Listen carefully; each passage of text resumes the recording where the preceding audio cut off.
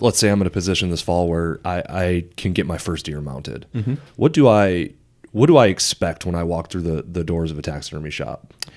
What questions should I be asking? What information should I be giving you? What's that process look like? And then on the back end, how long does it take? Okay. Whitetail specifically? Sure. A deer. Yeah. Okay. Whitetail deer we will have out by the following season, because there are so many whitetail hunters. We will have them out by the following season. When we get into the larger stuff, the custom stuff, then yes, we are over a year. We can go into 2 years on some stuff, on life-size lions and different things like that with complete habitat. When you're going to a taxidermy shop, for instance, with a deer, prior to going, I would go there before season, check out their work, ask them, basically the turnaround time on it. Also check out some reference, so you can kind of see the longevity of some of the mounts. That's where I would start, and definitely cost also. Sure. But a few $100s in taxidermy can go a long ways as far as longevity. Yeah, so that's an interesting point. I never thought about the longevity of a piece Yes. that you do should be a factor a guy Absolutely. considers. Absolutely. Like what are we talking about? What's it? So it looks good on day one, and then maybe 3 years down the road, not so good. What would we look at? Are we looking at? I'll bet you pick it out easily, and I just glance at it and like, that looks fine to me. If it is tanned properly, and it is kept in a climate control, so you have heat in the winter, you have air conditioning in the summer. I have pieces that have been mounted for 20 years. And the only difference is the dust, obviously, is hard on everything. But if you can clean them several times a year, there should be no cracking. There should be nothing like that. What's the best way? How do you go about cleaning them out? Feather duster works good to go with the hair. Windex on a Q-tip, like for the eyes, nose, and things like that. Definitely keep all your mounts out of sunlight, even sunlight coming through a window. So basically a trophy room with no windows is the best, because sunlight will absolutely destroy anything. Is that right? Sunlight That's will, interesting. yes. I got mine in my basement. I should be good. Yes. Yeah. But at the same time, that's a good thought. Yes. I did notice. I think it was on the deer that I've mounted, though. You can start to see a little of the mold. Okay. Yeah. What's it called? It's not a mold. The mannequin. Yeah, the mannequin part through the teeth. Yeah. Is that just the skin just kind of shrinking back? Yeah. And is that because it wasn't pinned correctly, or obviously it wasn't mounted? Probably the tanning. Tanning, Okay. a good tan and a good adhesive to hold its leather once it's tanned, Right. to hold it in place. Okay. Yeah. So that's a good question to ask somebody. How do you tan it? Yes. And what do we Absolutely. want and what do I not want? You would want today there are many good tans out there versus 10 years ago. Commercial tans, the tanneries are great, and they also have some tans that guys can do in small shops and stuff. I mean, there really are some great tans. Okay. No dry preservatives. I definitely wouldn't recommend dry preservatives. That's where you will get a tremendous amount of shrinkage. You will get things pulling and things like that, which I don't know hardly any shops that would use something like that anymore. But if you're asking around and a guy's Absolutely. like, I'll do it for you. I do it on my spare time, and we've got a good Right. friend of ours that does that, and I've seen his work, and it's really good. Right. He But has them there's he he's has them got hanging stuff around, here. and I look at it and go, yeah. For what he would charge basically for material, Sure. I'm like, that would be Yeah. a great first one for me. Only Absolutely. because, I don't have one yet, and I want to start somewhere. Sure. So, You didn't mount the one last year? no, it's a European mount. He killed a buck last year, Did you? though. 2 Yeah, years ago. It was 2 years 2 ago. years wasn't ago. it? Yeah. Heck yeah.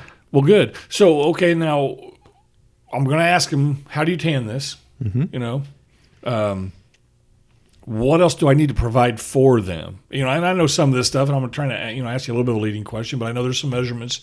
There's a way to cut my deer, to remove the hide, and then temperature-wise, you said some of the stuff out west comes to you salted. Yes, it's already skinned out. Okay, for and me it's to salt dried. mine and bring it to you that way? A whitetail, a whitetail I would not. Okay. What if you can't get it to the taxidermist right away, as long as it's just the head, go ahead and freeze it. You can freeze it if you can't get to us right away. The whole head. Yes. Okay. Yeah. The only reason we get stuff salt dried from out west, it's such a long ways to travel Sure. with things like that. But whitetail deer, if you can't get it to a taxidermist right away, I would freeze it is what I would do. Okay. And another thing with freezing it, anymore, a lot of these deer are loaded with ticks, and freezing it for at least a week will kill the ticks, is what it'll do. Okay. Yes. Well, yeah, we might have to, before you leave, I want to get into that tick conversation. Yes, I've heard it is. It might be as a bigger problem than I think a lot of people think. I will guarantee it is. Yes. All right, we'll circle back to the Yes. ticks. 'Cause I want to finish up here.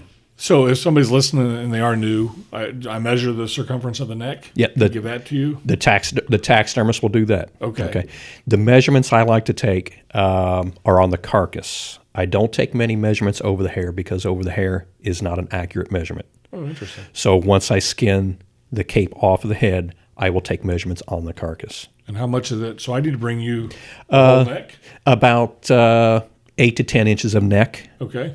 And then I will take the measurements off of that, and then I will also take them off the head, and then I will also take them from like the tip of the nose to the antler burrs, and the tip of the nose to the antler or to the main beam tips, so I get the antlers back on properly. And that's just so you can more closely replicate the way the deer Exactly was. how it was. Yes. And can you order? Most mannequins come. I mean, you can custom order these mannequins like that, or do you modify the mannequin when you get it? Most of the whitetail, we can buy what we need because there are so many whitetail mannequins on the market today. There's literally thousands of whitetail mannequins compared to some species we work with where there might be only 1 or 2 mannequins, or there may be no mannequins. So then we have to build them. But whitetail hunting is so popular across the entire nation. That's the reason they have made so many mannequins for them. Yeah, I think some guys probably get a little frustrated at the amount of attention the whitetails get, especially waterfowl guys.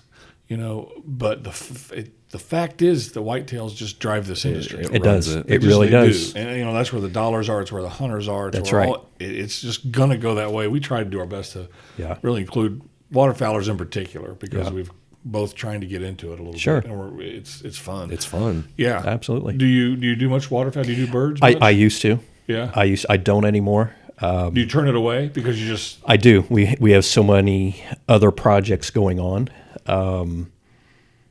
Something had to give, so fish and waterfowl and so forth had to give. So who knows? Someday I might get back into Yeah, it. it makes sense.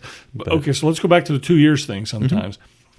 Mounting a lion doesn't take 2 years. No. But it's got to wait in line. Is that pretty much what it is? Just for you to get to it? Designing the whole piece. So in other words, I will get with the client. We will check the space in his home or in his game room where he wants to put it. Exactly where it wants to go, ceiling height, door size, everything. And then we will completely design a custom piece is what we will do.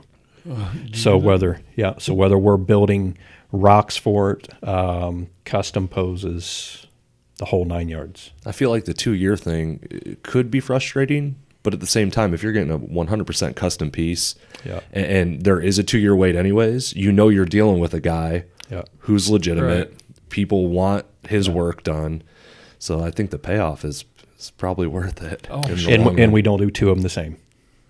It's That's gonna interesting. be. I would like that a lot. It will be a one of a kind piece. We will do some similar, but we are going to change something to where your piece is one of a kind.